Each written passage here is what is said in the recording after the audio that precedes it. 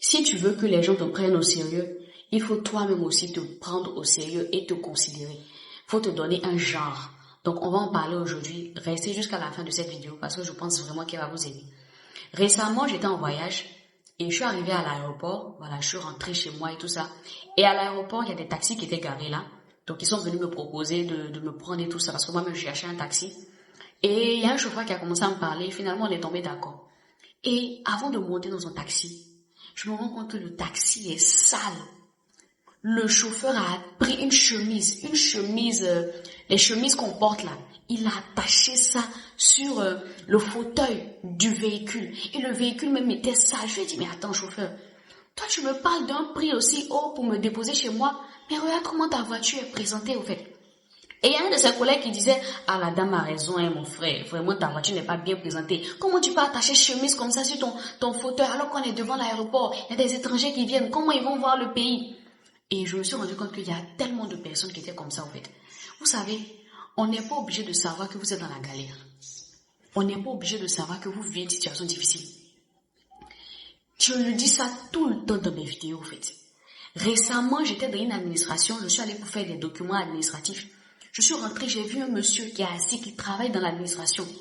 Il avait porté une tenue bizarre, la tenue est sale, le pantalon est délavé, ses cheveux étaient mélangés, ses ongles ici étaient noirs. Donc j'ai dit, mais attends, c'est quoi ça? Et on se plaint. On dit, Dieu, tu ne me lèves pas, tu me rends pas millionnaire, Seigneur. Je vais atteindre, mais regarde comment toi-même tu te prends. Surtout dans nos pays africains. Les gens ont tendance à penser que parce qu'ils ne travaillent pas dans les bureaux, ils doivent être sales. J'ai remarqué ça. Hein. Les métiers que les gens qualifient de sous-métiers en Afrique, là, généralement ceux qui y travaillent là, ils se font sales. Ça veut dire que quelqu'un qui est chauffeur de taxi, il va quitter sa maison avec son taxi, il a porté un habit sale. Parce qu'il trouve qu'il ne travaille pas dans un bureau, donc il a le droit de se mettre n'importe comment. Mais la manière où vous considérez là, c'est comme ça que les gens vont vous considérer.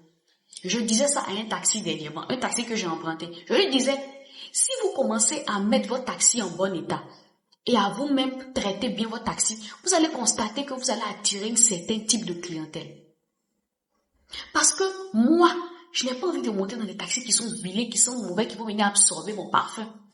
Donc, de la manière tu prends ton travail, de la manière tu te prends là, c'est les clients que tu vas attirer là, vont ressembler à la manière dont tu te prends.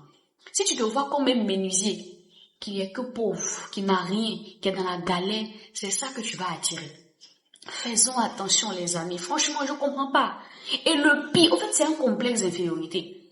Quand les gens immigrent qui vont en Europe là, quand ils font la plomberie là-bas, ils nettoient les WC, les vaisselles là, ils s'habillent propre pour venir au travail, parce qu'ils sont en Europe. Mais ici en Afrique, quelqu'un qui va nettoyer les vaisselles, il se dit ok moi je suis pas dans un bureau là, je vais m'habiller n'importe comment là. Tu sors, peigne tes cheveux. C'est pas parce que tu n'as pas l'argent que tu peux peigner tes cheveux. Ah! Même si tu as 2 habits, c'est pas parce que tu n'as pas l'argent que tu peux pas laver les habits. C'est pas parce que tu n'as pas l'argent que tu peux pas prendre un petit cure-dent, enlever les choses noires qui sont sur tes doigts. Tu veux devenir millionnaire, tu ressembles à un dépravé. On dirait un fou dans le pays. Tu sors tes chaussures là, même si ta seule chaussure, avant de sortir, prends un petit chiffon, nettoie la chaussure. Je suis étonnée, je vois des jeunes, ils sont sales.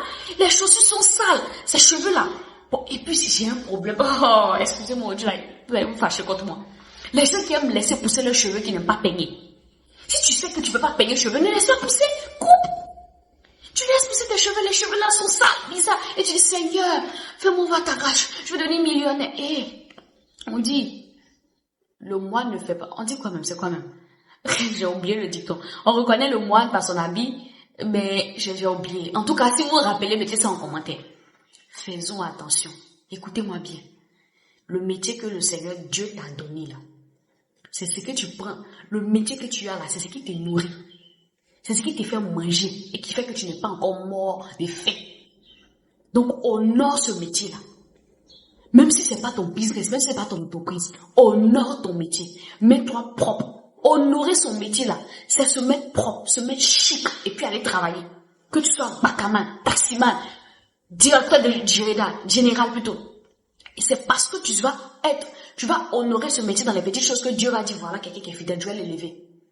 Mais si toi-même, tu te prendrais un fou dans le pays, là, tu te prendrais, voilà, tu sors perruque et mélangée, là, les femmes, là. Il y a d'autres qui sortent avec filet sur leur tête. Hein? Et puis tu dis, non, jusqu'à présent, je cherche à me marier, tu sors avec filet sur la tête tous les jours. C'est quoi ça? C'est quoi? Tu as quel âge?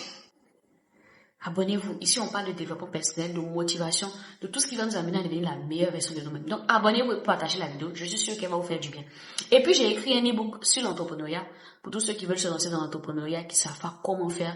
J'entreprends depuis quelques temps et Dieu me fait énormément de grâce. Donc, j'ai écrit un livre électronique. Il est disponible dans tous les pays. Je vais vous mettre un lien juste en bas. Vous cliquez. Le prix, il est en promo, donc vous faites le paiement et puis vous téléchargez le livre tout simplement. C'est pas un livre qui est physique, hein, c'est un livre qui est électronique. Vous pouvez le lire sur votre téléphone, votre ordinateur, partout. Donc abonnez-vous. Ciao.